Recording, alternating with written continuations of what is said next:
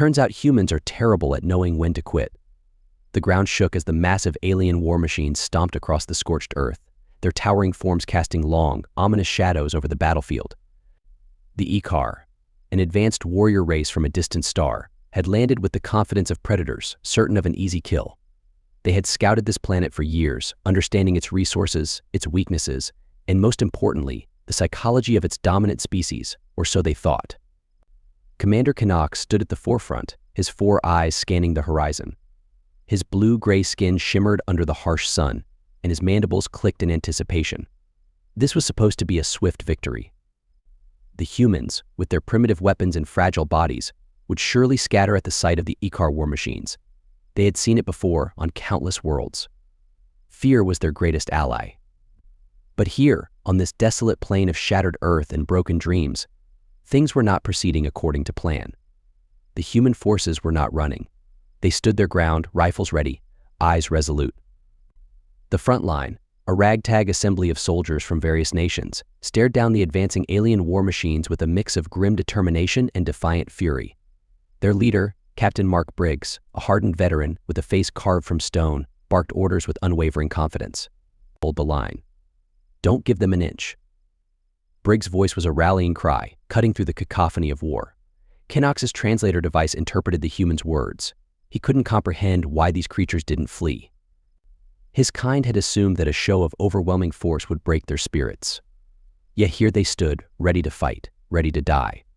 A sudden barrage of plasma fire erupted from the Ikar front lines, searing the air with intense heat and deadly precision.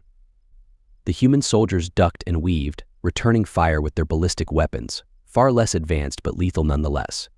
Explosions rocked the ground, sending debris and body parts flying in a grotesque ballet of death. A young soldier, Private Jackson, barely 18, and with the ink still wet on his enlistment papers, fired his rifle with trembling hands. His heart pounded like a drum in his chest, but he refused to let fear overtake him. Beside him, Sergeant Morales, a grizzled veteran with a thick beard and a scar that ran the length of his cheek, shouted encouragement. Stay focused, Jackson. Aim for the joints and eyes.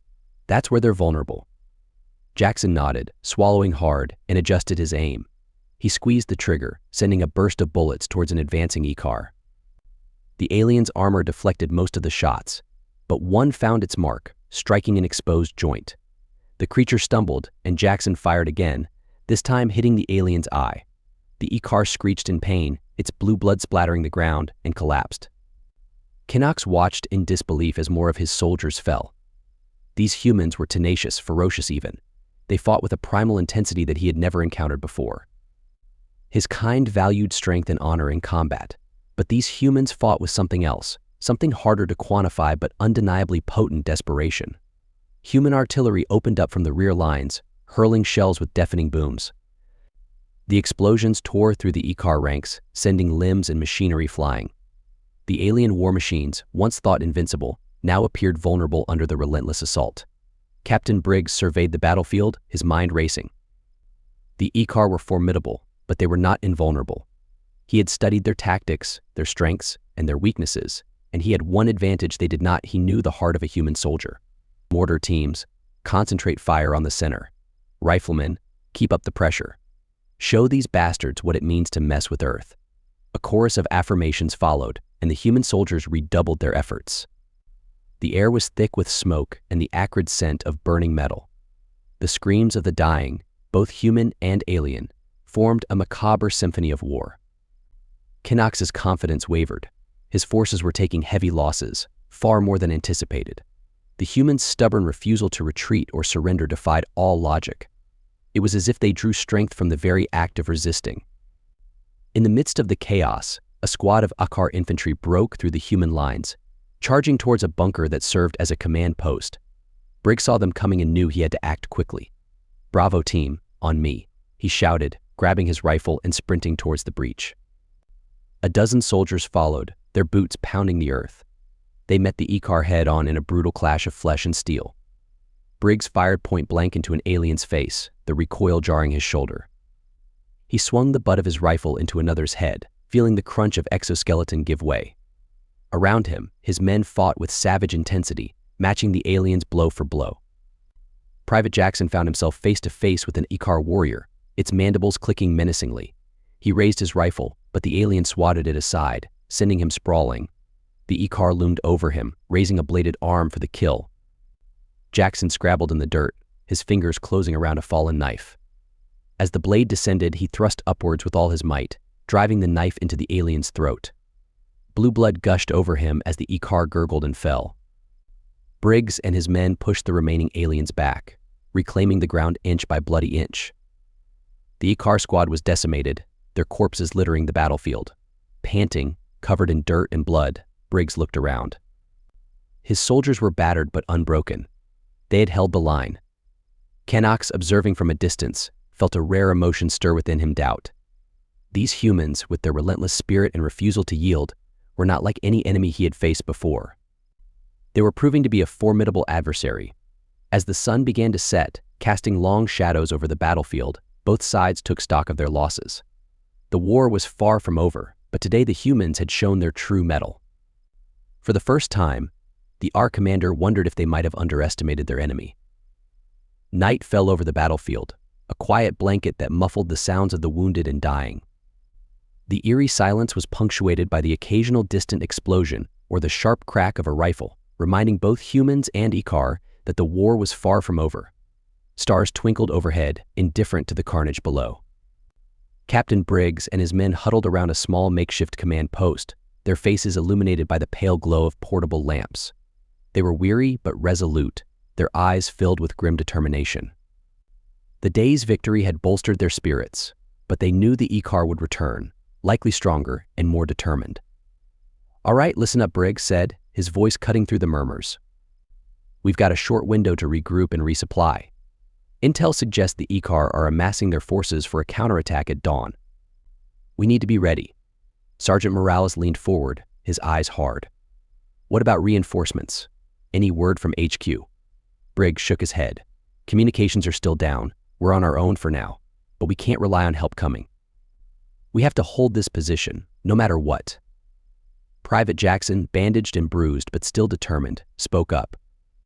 "Sir, do we have any plan to disrupt their buildup? Maybe a strike to slow them down?" A thoughtful silence fell over the group. Briggs rubbed his chin, contemplating. "It's risky, but it might buy us the time we need. Morales, take a squad and see if you can infiltrate their lines. Plant charges on their supply depots, anything that looks important. Make it hurt." Morales nodded, a grim smile tugging at his lips. "Consider it done, sir." The squad moved out under the cover of darkness, slipping through the shattered landscape like ghosts. The Ikar encampment loomed ahead, a hive of activity as the aliens prepared for their next assault. Morales and his men moved cautiously, avoiding patrols and using the terrain to their advantage. Every step was a calculated risk, every shadow a potential threat. As they neared the supply depot, Morales signaled for the men to spread out. They placed charges on fuel tanks, ammunition stores, and key structures. The tension was palpable, every second feeling like an eternity. Just as they finished setting the last charge, a patrol of Ikar soldiers rounded the corner. The humans froze, the aliens' glowing eyes scanning the area. For a moment, it seemed they might pass without noticing, but then a shout rang out, and chaos erupted. "Move, move," Morales shouted, firing his weapon as the charges detonated. The night sky lit up with a series of blinding explosions, the shock waves tearing through the alien camp.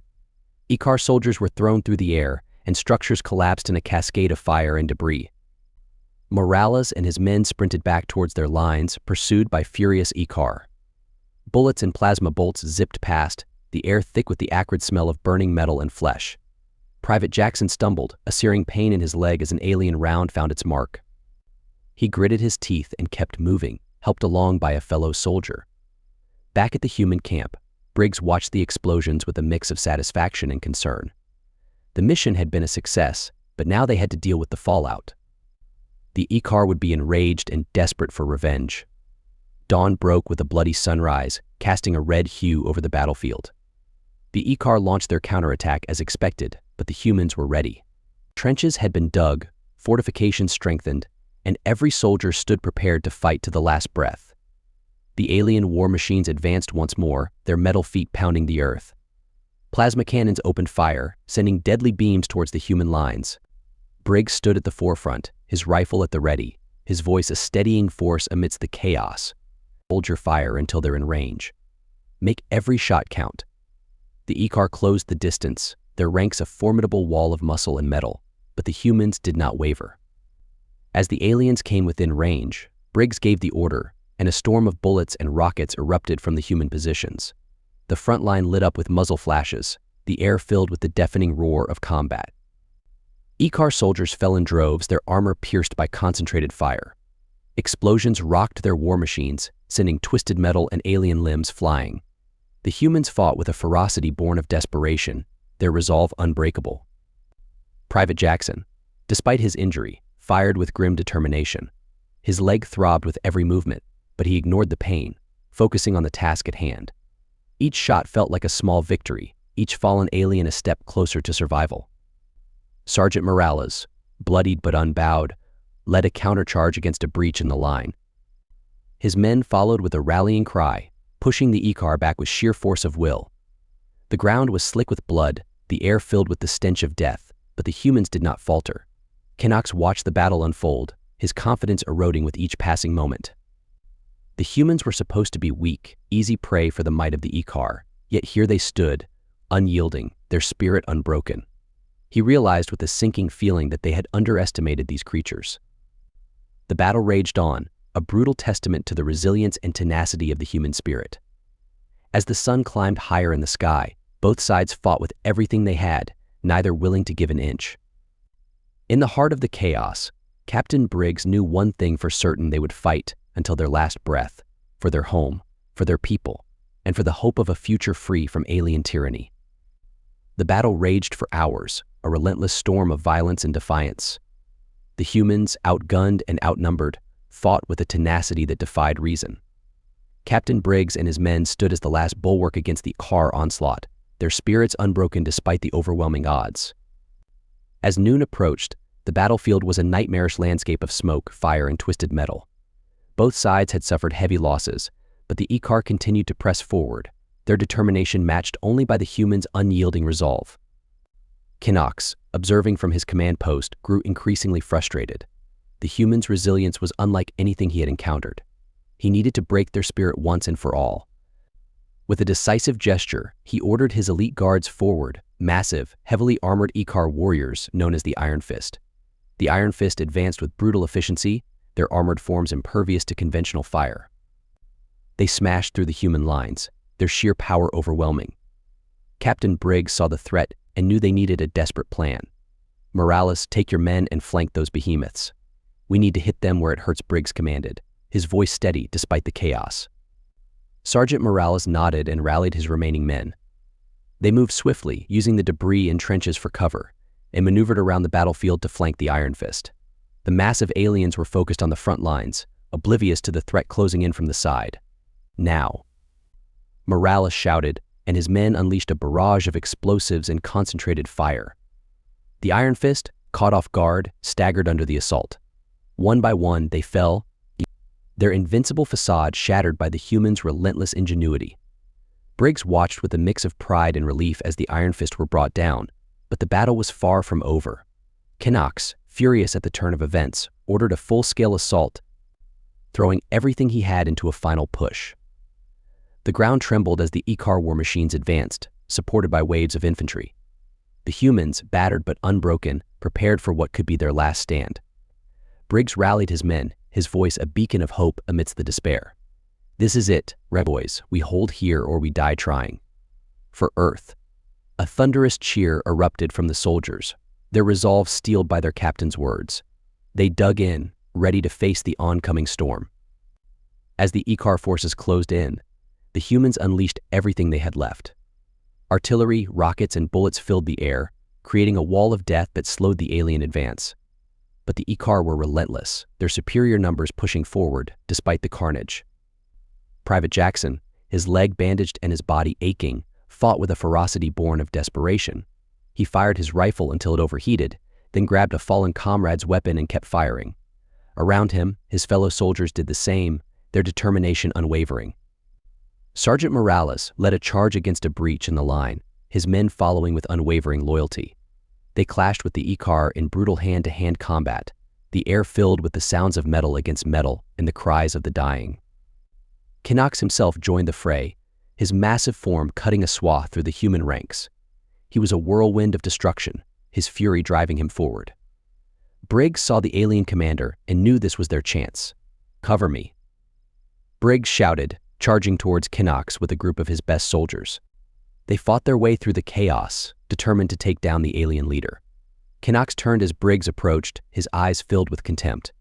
"You are a fool, human. You cannot win." "We'll see about that," Briggs replied, raising his rifle and firing. The bullets bounced off Kinox's armor, but Briggs kept coming, his determination unwavering. The two commanders clashed, their battle a microcosm of the larger war. Kinox's strength was immense, but Briggs fought with a fierce determination that matched the aliens' fury. Around them, their men fought and died, the outcome hanging in the balance. Briggs dodged a powerful swing from Kinox, rolling to the side and firing at the alien's exposed joints. The shot struck true, and Kinox staggered, roaring in pain and anger. Briggs seized the moment, charging forward and plunging his knife into Kinox's chest. The alien commander gasped, his eyes wide with shock. "Impossible." "Not for us," Briggs replied, twisting the knife with grim determination. Kinox fell, his massive form collapsing to the ground. With their leader down, the E-car forces faltered, their cohesion breaking. The humans, seeing their chance, pushed forward with renewed vigor. "Drive them back," Morales shouted, rallying his men. For Earth, the human soldiers surged forward, their spirits lifted by the sight of Kinox's fall. They fought with everything they had, pushing the E-car back inch by bloody inch. The alien war machines, now leaderless and disorganized, fell one by one under the relentless human assault. As the sun began to set, the tide of battle shifted. The E-car, realizing their defeat, began to retreat, their once unbreakable lines crumbling under the human onslaught. The humans pursued, driving the invaders from their soil. By nightfall, the battlefield was quiet. The humans stood victorious, their bodies battered but their spirits unbroken. They had faced an overwhelming foe and emerged triumphant, their defiance and courage a testament to the indomitable human spirit. Captain Briggs surveyed the battlefield, his heart heavy with the loss of so many brave men, but he knew they had achieved something extraordinary. They had shown the galaxy that humanity would not bow, would not run, and would never surrender. "Good work," everyone, Briggs said, his voice filled with pride. "We did it. We held the line." The soldiers cheered, their voices echoing across the battlefield.